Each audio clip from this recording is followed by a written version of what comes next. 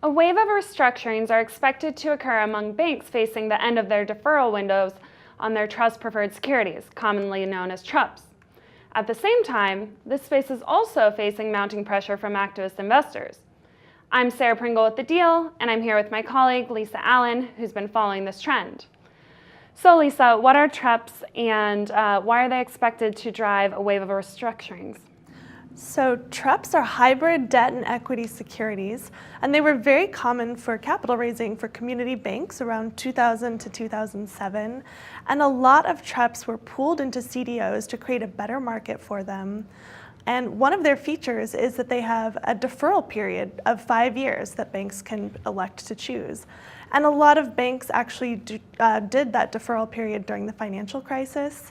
And so when you look at the timing, now a lot of those deferral periods are coming to an end. And that is why my sources expect that some of these banks won't be able to make those payments and may need to restructure. Okay, and what kind of role do we expect to see hedge funds playing in these restructurings?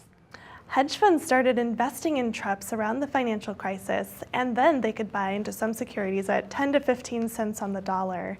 And now we've seen those values rise to maybe 30 or 40 cents on the dollar, or even par in some special cases. And those hedge funds who have invested in TruPS are playing an increasingly activist role. And one feature with TruPS CDOs is you don't know who your investors are. It's really hard to get in contact with them. It's very hard to get investors to have consensus on what to do if a bank wants to restructure or recapitalize.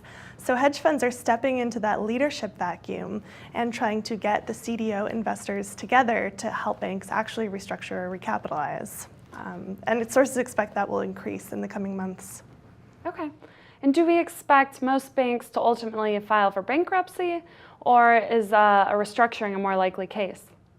So it's actually very difficult for banks, especially that have TruPS pooled in CDOs, to restructure out of court. Because again, it's really hard to get investors to agree on a plan.